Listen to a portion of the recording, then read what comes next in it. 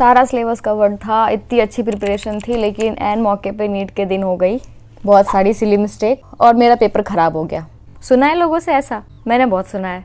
तुम लोगों के साथ ऐसा ना हो, that's why I am making this video. So topic of the video is how to avoid silly mistake. भाई सिली मिस्टेक सबसे बड़ा दुश्मन है नीट एस्पिरेंट्स का। तो कैसे इसको अवॉइड करना है, तो हम लोग इसको वीडियो को ना पॉइंट वाइज करेंगे।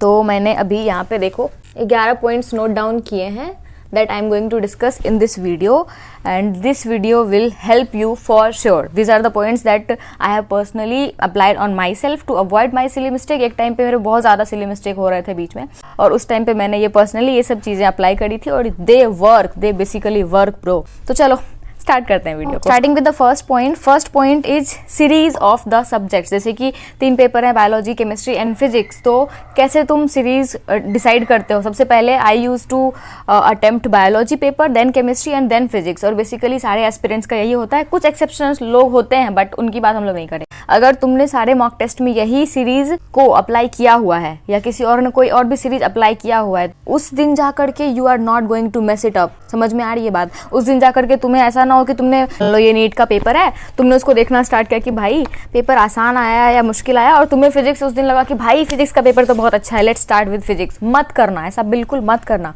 जैसे मॉक टेस्ट में तुमने जो भी सीरीज फॉलो किया हुआ है, तुम्हारे माइंड में ना वो बैठा होता है, तुम्हारा रिदम होता है, तुम्हारा मोमेंटम होता है, उसको चेंज मत करो एन मौके पे, ठीक है? मैंने कुछ टेस्ट में ये चेंज करके देखा था और मेरे मार्क्स एकदम गिर गए थे, तो ऐसा बिल्कुल भी मत करना। The second point, attempt in 3 गो। जैसे कि तुमने बायोलॉजी से पेपर को स्टार्ट किया, ठीक है, तुमने क्वेश्चंस बनाना स्टार्ट किया, तो तुम एक पहले अटेम्प्ट में तुम सिर्फ वही क्वेश्चंस बनाओगे जिस पे तुम 100% श्योर हो और वो कुछ सेकंड्स के अंदर वो क्वेश्चन बन जा रहे हैं, ठीक है? और तुम ऐसा नहीं करोगे कि भाई ये क्वेश्चन तो मैंने बनाया है और तुमने उसको अपने ईगो पे ले लिया कि इसको तो मैंने बना के ही आगे बढ़ना है, हो गया तुम्हारा नीट। ऐसा नहीं करना है। तुमसे जो क्वेश्चंस बन रहे हैं तुम उसको फटाफट बनाते जा रहे हो और माइंड को वहाँ पे रखो, डोंट डाइवर्ट। ऐसा होता है कभी कभी ना नीट के पेपर में कि तुम अपना पेपर दे रहे हो, ठीक है, और तुमने अचानक से दूसरे का ओएमआर देख लिया। भाई अभी तो मैंने बायोलॉजी का आधा पेपर किया, इसने बायोलॉजी का पूरा ओएमआर भर लिया। तुम्हें नहीं पता उस बंदे का कैसा है प्रिपरेशन। हो सकता है कोई तुक्का मार करके ABCD अल्टरनेट कर रहा हो, ऐसे भी बंदे होते हैं भाई। इतने लाख लोग, इतने लाख एस्पिरेंट्स एग्जाम दे रहे हैं, सब लोग सीरियसली प्रिपरेशन नहीं करते तुम्हारी तरह। तो डोंट कंपेयर, इधर उधर मत देखना, अपने पेपर को देखना, उससे भी डिमोरलाइजेशन होता है, ठीक है ना? एक गो में तुमने पूरा पेपर कर लिया, ठीक है। और OMR के लिए आई डोंट नो कि तुम लोग कौन सा मेथड यूज करते हो, सब लोगों का अलग अलग होता है। मैं क्या करती थी अपने टाइम में ना, कि जैसे कि मैंने बायोलॉजी को एक गो में पूरा कर लिया, ठीक है, बायोलॉजी किया एक गो में, जितने क्वेश्चंस बने I use to mark it on OMR। और OMR का मेरा अलग टेक्निक था, मैंने वो वीडियो बनाया हुआ है, यू कैन सी, लाइक यहाँ पे देख सकते हो, मैंने अटैच। बहुत बार ऐसा होता है ना कि तुमने सारे क्वेश्चंस कर लिए और तुम लास्ट में OMR भरने के लिए जा रहे हो, फिर तुम जानते हो क्या हो गया, टाइम खत्म हो गया, टाटा बाय बाय। तुमने क्वेश्चंस किए थे, तुम्हारा क्रैक होने वाला था, लेकिन तुम OMR नहीं भर पाए। This is the biggest mistake, तुम्हें ये बिल्कुल नहीं करना है। तो एक पेपर किया, उसको OMR में फिल किया, भले तुमने 1 गो में जितने क्वेश्चंस किए, ठीक है, फिर तुमने दूसरा पेपर किया, उसको OMR में फिल किया, फिर तीसरा पेपर, इस तरह से। एंड दिस हेल्प्स, ये तुम्हारा टाइम भी बचाता है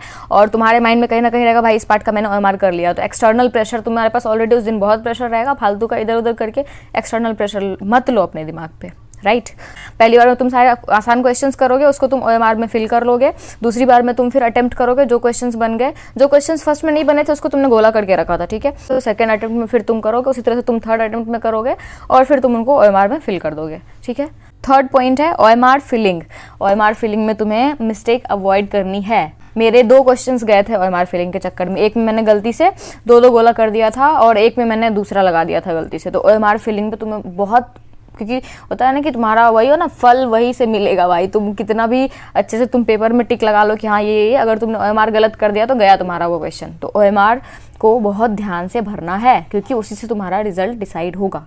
नेक्स्ट पॉइंट, तुम लोगों ने देखा होगा अभी रिसेंटली ये क्वेश्चंस बहुत ट्रेंड में है कि which of the following is not correct. तो तुम लोग करेक्ट देख लेते हो, नॉट नहीं देखते हो। उसी तरह से अब मैं कुछ क्वेश्चंस तो वो लोग इतना फंसाने के लिए करते हैं ना कि which of the following is not incorrect, that means it's correct, ठीक है ना। तो इस केस में तुम्हें क्या करना है, या फिर करेक्ट पूछा जाता है। इस टाइप के क्वेश्चन बहुत ज्यादा आ रहे हैं आजकल नीट में, तो इस टाइप में बहुत लोग फंसते हैं, बहुत सारी गलतियां होती है। क्वेश्चन आता है बट वो गलत हो जाता है।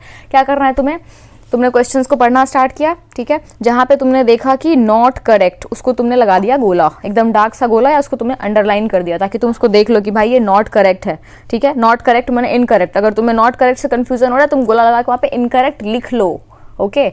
और एक क्वेश्चन होता है नॉट इनकरेक्ट, उसको तुम गोला लगाओ एकदम डार्क और वहां पे तुम लिख लो कि ये करेक्ट पूछ रहा है।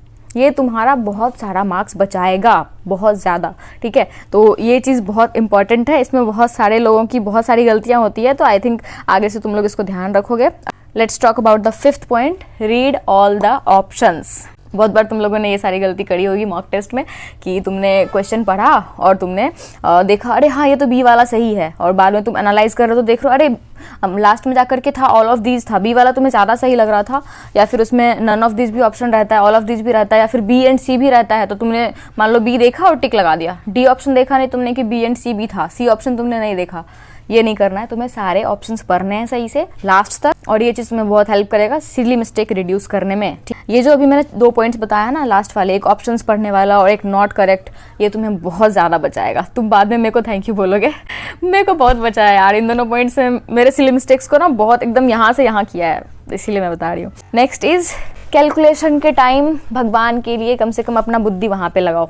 कैलकुलेशन जब तुम कर रहे हो ना तो वहाँ पे ध्यान रखो कि तुम सही से कैलकुलेट कर रहे हो। कैलकुलेशन के टाइम तुम एकदम अवेयर हो जाओ, क्योंकि कैलकुलेशन मिस्टेक बहुत ज़्यादा होता है लोगों से, मेरे से भी होता था। उस टाइम पे तुम बस यही कर सकते हो कि तुम जैसे कैलकुलेशन स्टार्ट करते हो तुम अवेयर हो जाओ कि कैलकुलेशन में मेरी गलतियाँ होती हैं, ये मेरे को नहीं करना। ये चीज़ तुम्हें बहुत ज़्यादा हेल्प करेगा, और इसके साथ ही केयरफुली तुम कैलकुलेट करोगे। और उसके साथ कैलकुलेशन का मैंने एक पॉइंट और डिसाइड किया है कि मैं तुम लोगों को बताऊंगी कि कैलकुलेशन को तुम्हें अपने दिमाग में नहीं करना। You are not a robot, you are a human being and act like one, right. Don't do that कि तुमने ऐसे क्वेश्चन देखा, अरे हाँ इसमें तो वो फॉर्मूला लगेगा और इसको मैंने यहीं पे कर दिया इक्वल्स टू MC², ऐसे कर रहे हैं एकदम मन में कैलकुलेट करके तुमने टिक मार दिया। मत करो, मत करो, आता हुआ क्वेश्चन गलत हो जाएगा।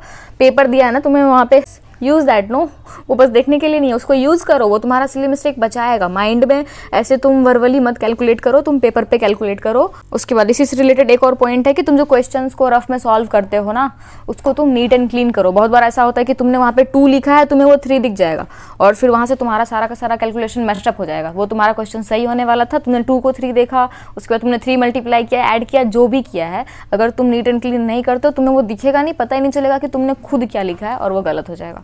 और इफ पॉसिबल तुम जो वहाँ पे रफ करते हो ना, वहाँ पे तुम क्वेश्चन नंबर पहले लिख दो। इससे क्या होगा ना कि मान लो कि तुमने ये क्वेश्चन को ऐसे रफ किया, तुमसे ये क्वेश्चन नहीं बना एक गो में, तो तुमने इसको गोला लगा दिया, छोड़ दिया, ये देखो। इसके बाद फिर तुम जब सेकंड गो में अटेम्प्ट करोगे ना, तो तुम्हें फिर से ये पूरा कैलकुलेशन करने का जरूरत नहीं है। तुम इसमें देखोगे कि तुमने यहाँ से किया था, और तुम्हें हो सकता है उस टाइम पे गलती भी दिख जाए, तो बेसिकली तुम्हें बार बार एक ही कैलकुलेशन नहीं करना पड़ेगा, तुम उसको एक बार चेकआउट करोगे और वो चीज़ हो जाएगी, तो इससे तुम्हारा टाइम बच जाएगा। नेक्स्ट पॉइंट देखते हैं हम लोग।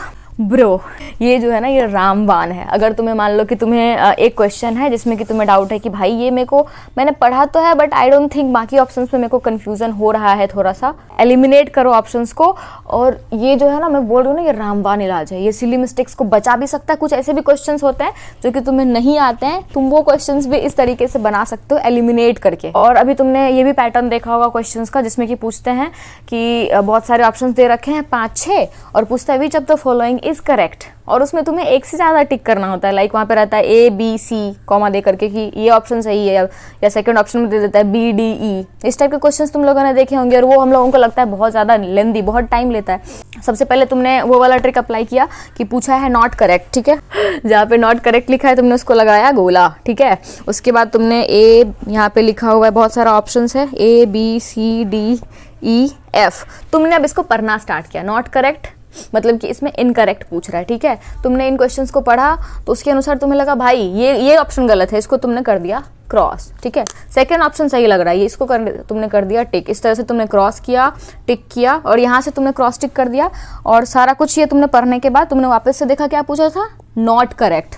अब उसमें से तुम देखोगे क्रॉस किसमें लगा हुआ है, इसमें क्रॉस है, इसमें क्रॉस है, और इसमें क्रॉस है। सिंपली तुम A देखोगे, E देखोगे, F देखोगे, और तुम लगा दोगे कि जो भी ऑप्शन रहेगा उसके अनुसार। इसमें वापस से तुम्हें पूरा क्वेश्चन पढ़ने की कोई ज़रूरत नहीं है, वो बहुत ज़्यादा टाइम कंज्यूमिंग होता है। जस्ट ट्रस्ट मी, ये तरीका ना तुम्हें बहुत ज़्यादा हेल्प करने वाला है। नेक्स्ट एक और चीज़ लोग करते हैं, जैसे कि तुम एक क्वेश्चन पढ़ रहे हो, मान लो तुमने क्वेश्चन नंबर 1 से स्टार्ट किया, तुम क्वेश्चन नंबर 1 से स्टार्ट किया और तुम्हारा दिमाग जा रहा है क्वेश्चन नंबर 2 पे। भाई क्वेश्चन नंबर 2 तो बड़ा आसान दिख रहा है, ये तो मेरे से बन जाएगा। तुम पहला क्वेश्चन मैसअप कर दोगे उसके चक्कर में। ऐसा मत करो, एक बार में तुम एक ही क्वेश्चन पढ़ोगे। क्वेश्चन नंबर 1 तुम सॉल्व करो, तुम बस क्वेश्चन नंबर 1 पर ही ध्यान दोगे। तुम्हें क्वेश्चन नंबर 2 उससे कोई मतलब नहीं है भाई। पेपर में एक ही क्वेश्चन है, क्वेश्चन नंबर 1, क्वेश्चन नंबर 2 मेरे लिए एग्जिस्ट नहीं करता है। क्वेश्चन नंबर 1 तुमने पूरा या तो स्किप कर दिया या तो तुमने उसको पूरा बना लिया, फिर तुम देखोगे क्वेश्चन नंबर 2, ठीक है। एक बार तुम 100 जगह मत लगाओ दिमाग, तुम्हारा दिमाग खराब हो जाएगा, तुम्हारा क्वेश्चन गलत हो जाएगा। Don't do this. तो आई थिंक मैंने ऑलरेडी सारा पॉइंट्स डिस्कस कर दिया है। पूरे वीडियो को समराइज करते हैं। तो मैंने पहले सीरीज के बारे में बात किया था, पहले बायोलॉजी अटेम्प्ट करो, फिर केमिस्ट्री और फिजिक्स, और या फिर हो सकता है कुछ लोग मॉक टेस्ट में अलग पैटर्न यूज करते हो। जो तुमने मॉक टेस्ट में पैटर्न यूज किया है वही मेन नीट के दिन भी तुम पैटर्न यूज करो। Don't miss that pattern. उसके बाद तुम एक अटेम्प्ट में पूरा जो है पेपर उसको मत करो, तुम 3 अटेम्प्ट में, या बहुत लोग अगर बहुत टफ क्वेश्चन को तुम छोड़ रहे हो तो उसको तुम चौथे अटेम्प्ट में भी कर सकते हो, ठीक है।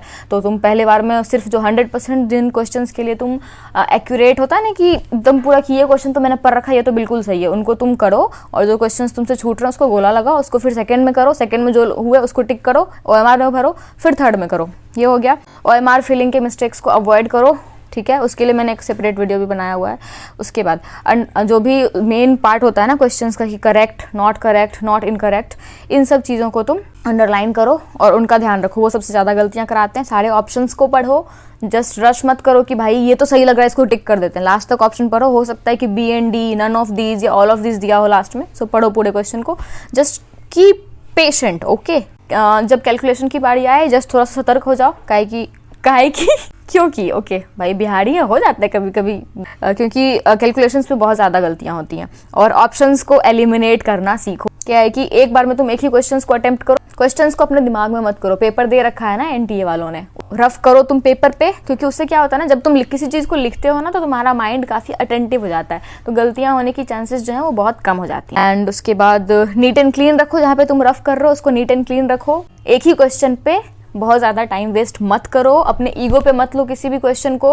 उसके चक्कर में तुम 5 क्वेश्चंस नहीं मिस कर सकते। जस्ट तुम्हारा नीट 2024 में ये टारगेट है कि तुम जितने भी क्वेश्चंस कर रहे हो एक्यूरेसी से कर रहे हो, वो क्वेश्चन सही होने चाहिए। ये नहीं कि तुमने पूरे सारा पेपर को अटेम्प्ट कर लिया, सारे OMR भर दिए और पता चला कि भाई उसमें से 30 गलतियां हो रखी हैं। Accuracy is much more important than speed. Keep it in your mind. Biggest goal is to reduce the negative marking because accuracy is much more important than speed.